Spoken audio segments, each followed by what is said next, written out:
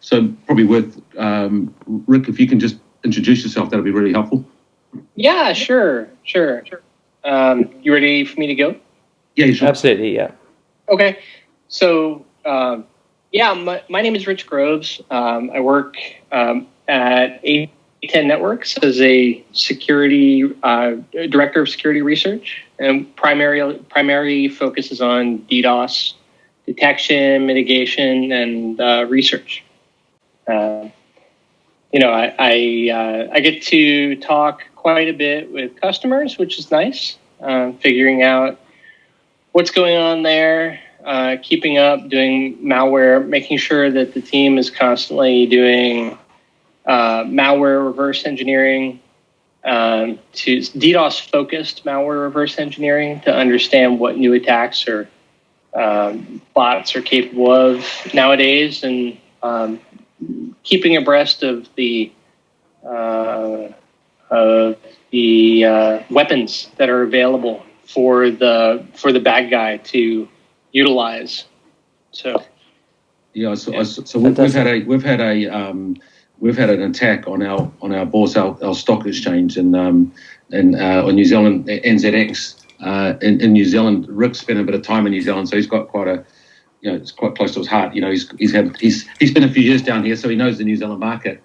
So I contacted Rich and I said, look, you're a subject matter expert. Could you share your view on what you think might be behind it? Some of the mitigation sort of techniques that are available, what people like Spark could do or should do, and then sort of what's the future? Where's it all heading? I know for a fact that there's been some huge DDoS attacks in the past, and some of the network providers have struggled to keep up. They've had to go to Google Project Zero or whatever they had in place, and people like Brian Krebs, he didn't have a choice apart from his local provider said, look, we're going to have to move you on to someone bigger to be able to soak up this type of attack. And these types of attacks are getting larger, more coordinated. The attackers are very well coordinated, and some of the malware that's been out there in the wild is just getting bigger and bigger, and these types of attacks are just going to get larger and larger. So sort of what's next? What's the future? And would you expect this to happen in countries like New Zealand? There's only 5 million people here. What can we do? Yeah, for sure. No, I mean that's been the trend as of late. Finding for the attacker to find new ways to amplify their attacks, and new techniques that they incorporate into malware. Right. Oftentimes there's a whole list of exploits. It seems like the attacker keeps abreast of what's happening as far as CVEs, new remote code executions that are capable for different devices, different code that's out there. Like for example, the Dahua cameras or Hikvision cameras, and other types of devices like that. So they pepper the internet with exploits, hoping to find something that will download it, run their exploit, and then have it as a part of their botnet. And I think that this is really where a lot of the multi-vector kind of attacks, looking at the descriptions that they've had in ZDNet, et cetera, these guys tend to not just hit with one type of attack, right? So you have amplification attacks like a DNS amplification, other types of UDP amplification, where you can send a small packet and get a whole bunch of data flying back that's reflected basically to the victim. Oftentimes that's how they generate so much data. Like the one, let's see, it was GitHub, right? There was a giant one against GitHub that turned out to be memcached amplification attack, right? And they were just capable of generating so much traffic that many of these small providers, even mid-sized providers, to be honest, would have a very horrible time. It may even be impossible to mitigate it themselves. So they have to go upstream, right? When you're talking about these multi-vector attacks, though, you deal with the really big ones, like I just described, but then you have these ones that are more tricky and stateful. Attacking the application itself, like the API that's being used, or the type of web server that's being used, or something to that effect, right? And oftentimes people are generating a bunch of noise so that they can do all of their truly awful, truly nefarious things. While providers are dealing with these big attacks, they're actually in there and extracting the information that they really want, whether it be, and I'm not saying that this happened with this particular situation. I just, from my own experience, I see this quite often where a DDoS attack happens because it's a bit of a smokescreen, as it were, right? For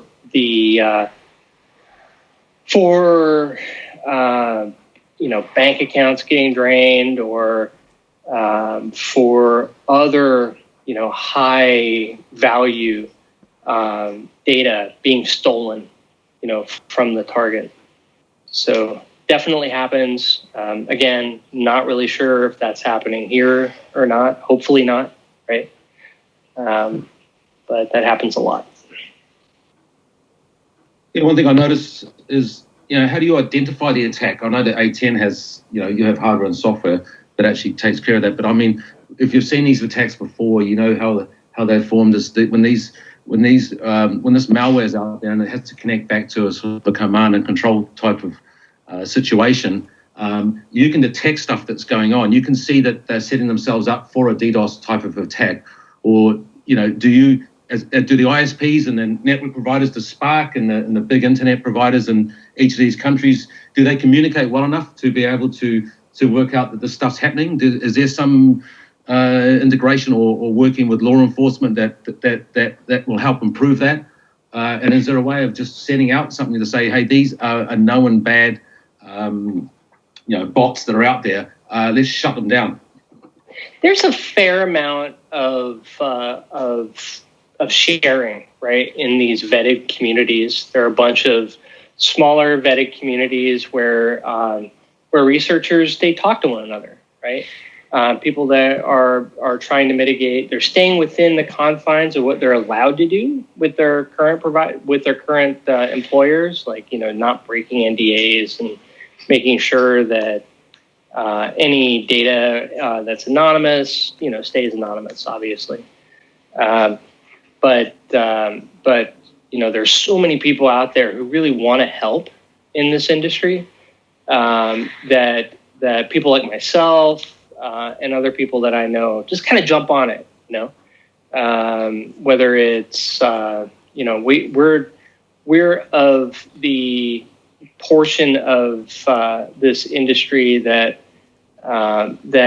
are here to help. Not necessarily, it doesn't really matter necessarily whether or not money's involved or anything like that. It's more important to make sure that these things stay up and working because they're important.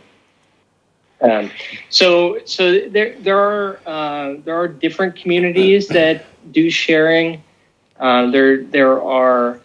I think that it kind of depends whether or not the people that are working at these providers that are under attack really understand who to go to and understand what data really should be shared externally. I know it was hard for me, right, when I first got into this industry, knowing, well, who do you really talk to, who could really help?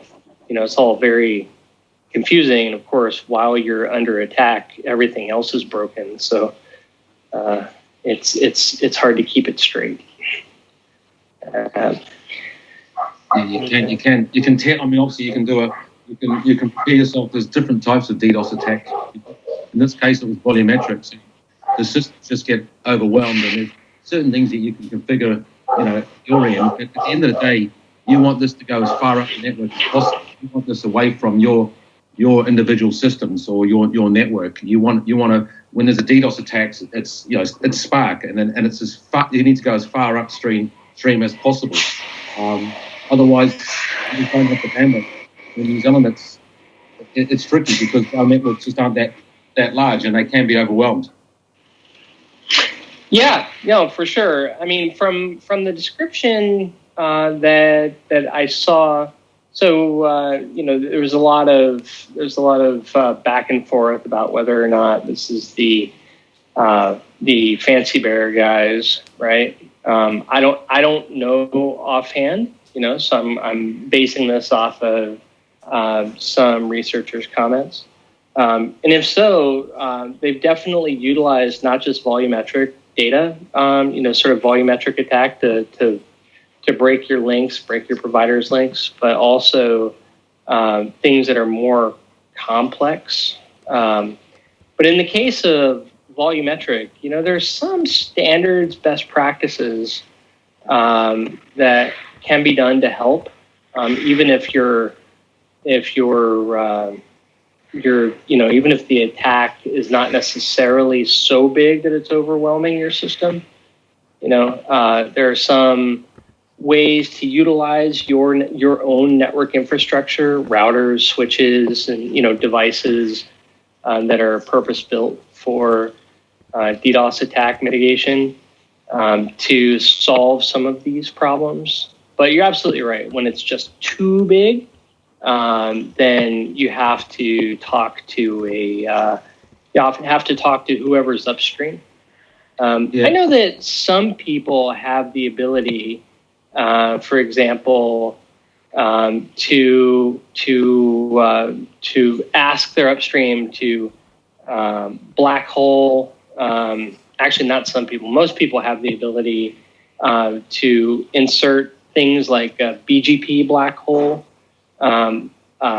to make sure that the attack is no longer going their way. But the challenge is when you black hole something, then you're doing the job that the attacker wants to do, which is bringing down your service, right? You're basically dropping the data on the floor. So there are many places that are super duper connected. CDN providers will offer web, and they'll offer things that are good for web-based mitigation. But in some cases, you get attacked first. These people know where your infrastructure is at this point. They know where, even if your application is moved, let's say off-prem to a cloud, oftentimes there has to be some conversation with the place that you moved your application, right? To be able to talk to a back end or something that you have inside of your network. But that's already exposed, That's actually already exposed, even though you've moved your application. People know, okay, well, this guy's at this IP address, or his upstream router might be this set of IP addresses or something like that. If the attacker's really done their due diligence, right? And so they just sort of move away from attacking your application necessarily to just beating up your infrastructure even more. And so if you're not capable of moving your entire application off to the cloud, then in some cases you still sort of need some help back at your premise.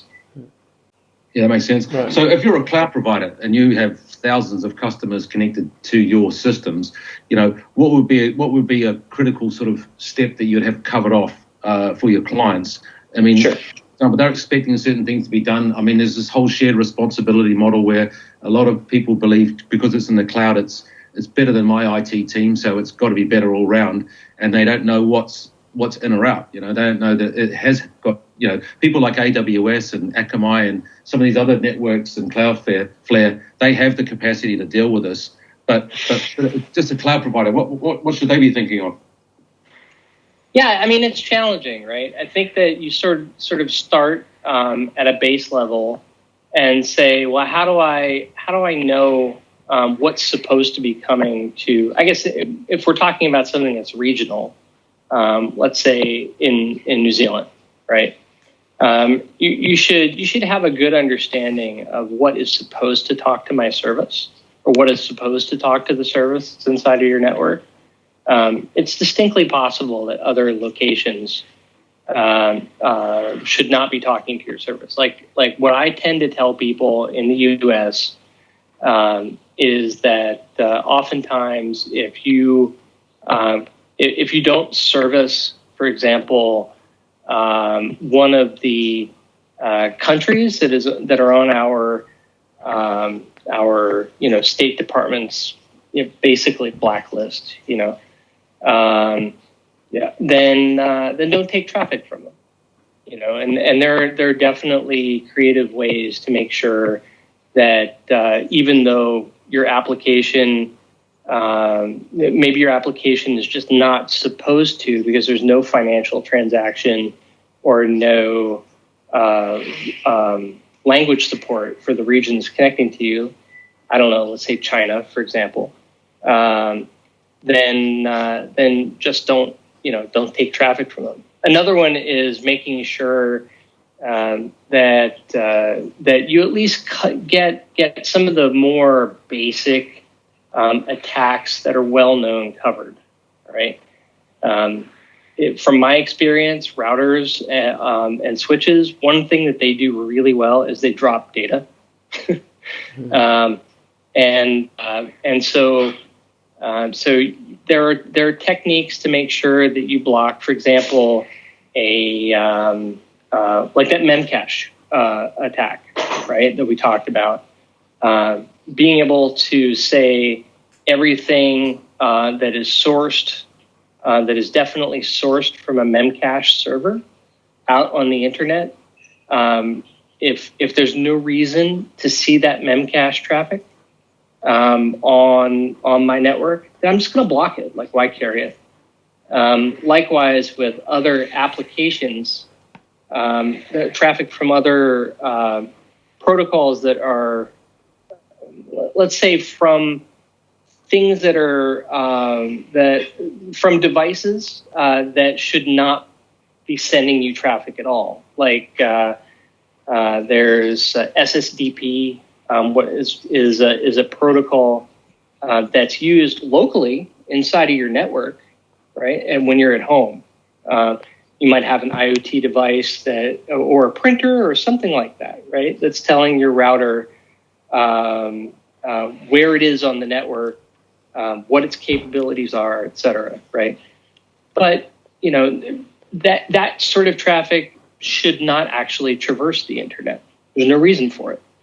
And so being able to block things like SSDP or this WS discovery protocol, really, really big attacks come from these applications. So knowing which applications to make sure that you block at your edge of the network. Mirai has one for GRE traffic, for example, and built into the malware, and into all subversions of Mirai too, right? And so it really should, if you have no reason to terminate a GRE tunnel, then you should just drop that to the floor.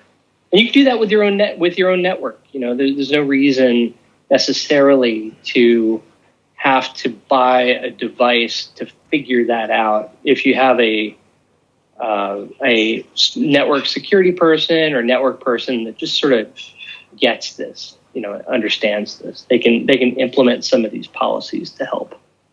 Yeah, that makes sense.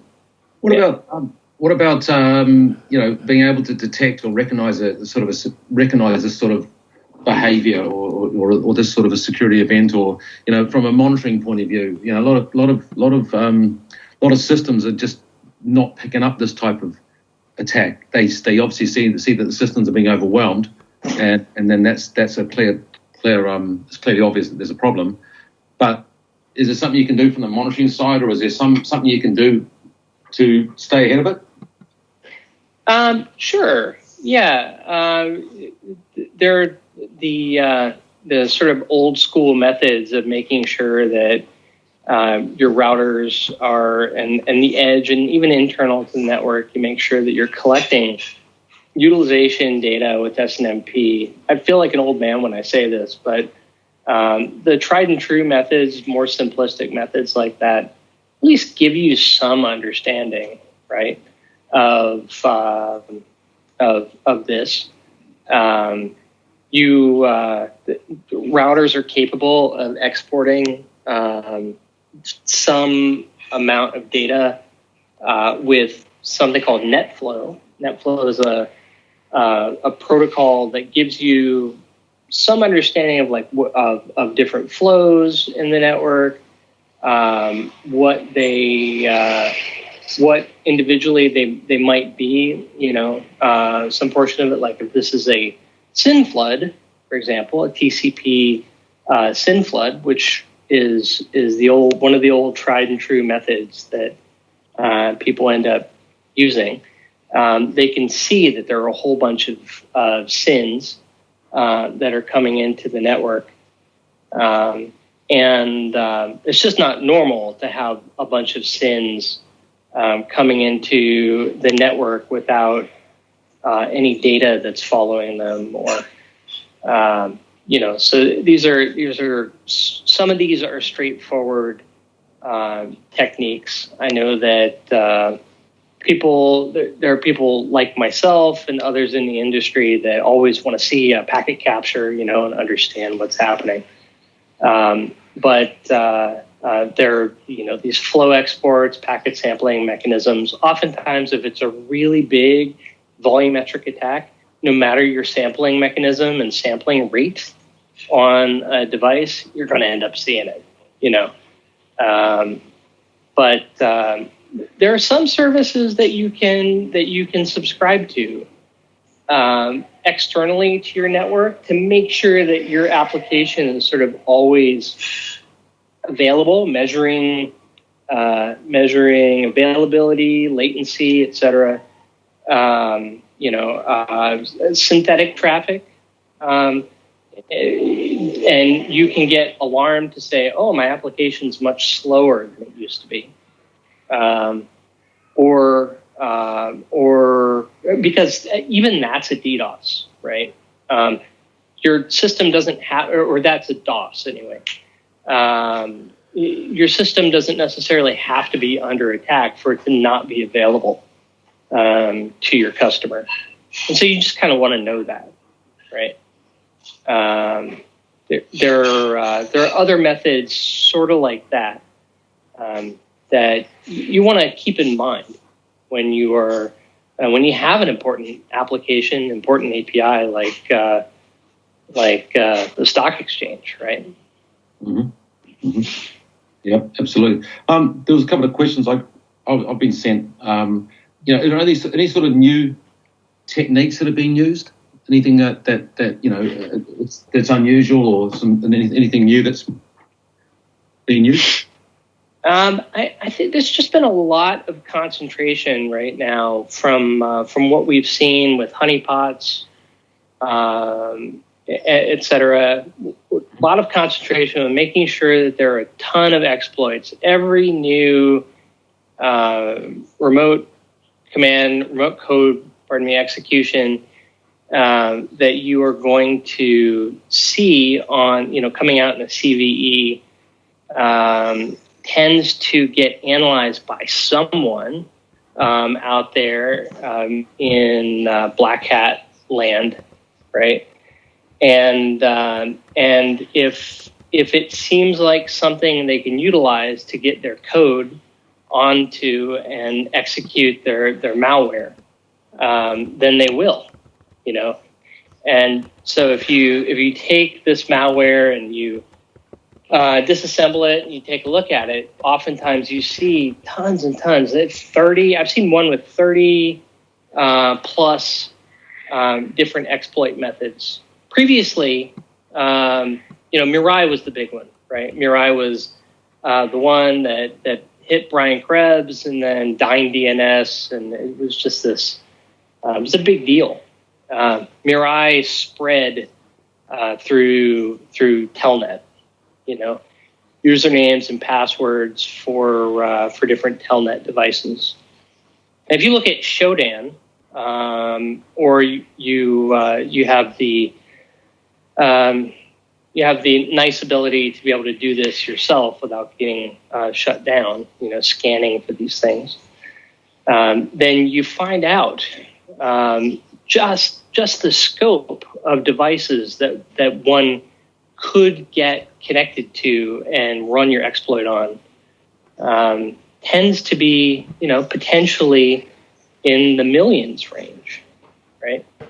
Yeah. But that's what people are really spending their time on. I've seen some malware out there that's beginning to become popular that utilize not just the base attack methods for Mirai. When I say Mirai, it's not just the first implementation.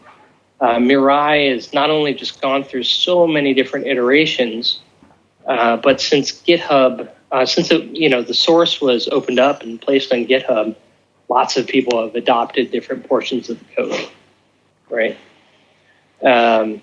Now there are different attacks that people are putting in, things that are more what's called stateful in nature, you know, making an actual connection to a server before bringing it down, making and that sort of thing. You know, people are targeting different gaming providers too. We see in malware different attacks that you're capable of doing against, you know, Fortnite. Fortnite's been a big problem. You know, people are attacking. You know, they're arming these bits of malware in many cases for gaming, because DDoS for hire services tend to get used by home users who are attempting to beat their friends, you know, at a game, right? Introducing lag, etc. Yeah, that's true. There's a lot of talent out there. You know, you've got a lot of young people that are tempted into doing something for a quick reward or a quick gain. Hey, I'm bored. I sit at home in lockdown, so I completely understand other people being bored and taking it out on others, either out of frustration or just for fun. Yeah. Absolutely. Hey, Rich, that's really it's really helpful. There's one other question that came in, more around the sort of state-sponsored stuff. I mean, if it's state-sponsored, it's going to be extremely sophisticated. They've got unlimited resources and time, and they've got the ability to cause some real damage. And I know there's been some stuff with the Australian government and some other situations that have come up, and it's really hard to defend against those. But is that a trend that you're seeing is growing quite a bit? They've definitely grown some, and in many cases, people are pretty quiet about it. And it's most certainly troubling. You know, I think that they're using similar attack types that are out there. You know, it would be silly not to piggyback on other successful code that's out there to propagate your own attack. But in those cases, you kind of need this hybrid solution, in my opinion, where you go through the best practices on your premise. You even take some time, maybe invest in something that can give you a better understanding of the DDoS, like you were saying, some professional detection or on-prem kind of mitigation system.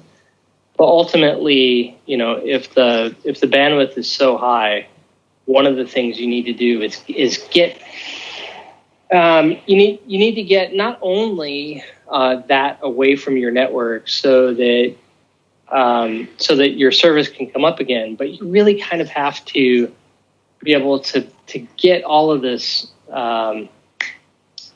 You have to be able to look through the fog, that they're creating for you, to say, and because they're trying to blind you in some cases, because the attacker's trying to blind you from the service owner, right, perspective, because they really want to do something that is not just a DDoS, but they want to take accounts or other sensitive sorts of things. There's high alert here in the U.S. right now because of that. We have an election coming up, and so people want to make sure that we can go through our democratic process, right? And so we're always afraid of state-sponsored attacks normally, but right now we're definitely on high alert. Yeah, that makes sense. Another one. Someone just sent me a question that said, "What have COVID-19 new norms paved the way for in the terms of future DDoS attacks? What will attackers be looking for in a new remote working world?" We've definitely seen people getting VPN concentrators popped, getting taken, getting exploited, getting other sorts of things that are out there, like remote things that are Windows machines that are doing, let's say, remote desktop protocol, or devices like that. I mean, basically, hey, I'm at home. I can't be in the office, and I have a machine that I utilize at the office, and I can't seem to get to it. My VPN access is broken on my laptop, let's say, and man, I would really love to be able to get to this machine. Maybe I will break my own norms, standards or best practices I've set, just because I need some convenience, right? Being able to get to this machine, and then there are exploits for that machine. Somebody finds it, and then all hell breaks loose, right?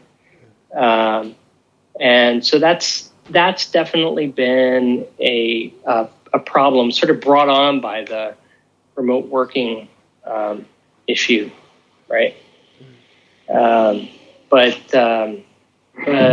we're we see this sort of scanning for VPN related systems quite a lot nowadays in comparison to what it used to be.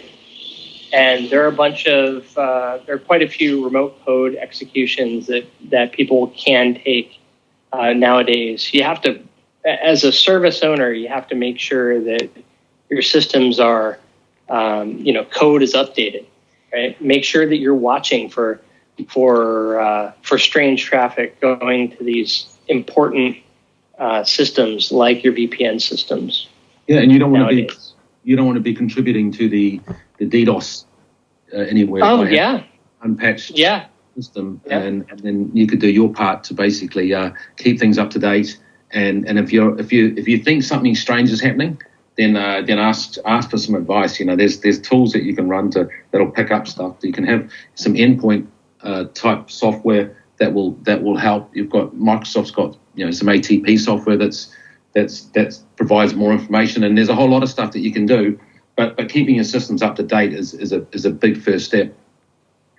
Absolutely. And if you see a piece of news, or you get an update in mail, or you see on Google or whatever that there is a brand new exploit for, let's say, one of your VPN systems or your load balancer, or something like that, I can assure you that if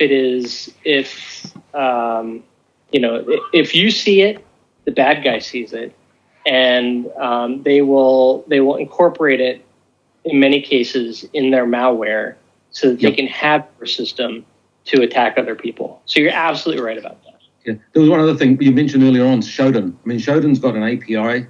The attackers use Showdown, which is Showdown.io is the website, and it's used by security researchers. It's got a lot of good things that it provides. But if there's a vulnerability out there, Showdown is like the Google of IoT and devices, and there's a very easy way for an attacker to script up something and find it. It's not like they haven't got to it yet. If they want to find it, they will, and they can run automated scripts to find this stuff, and then they can go and exploit it, and they're extremely well coordinated. So it's not like they're having a bit of a go at it and going off to lunch and having a long weekend. They're persistent, and they get straight in there, and they will find something if it's there.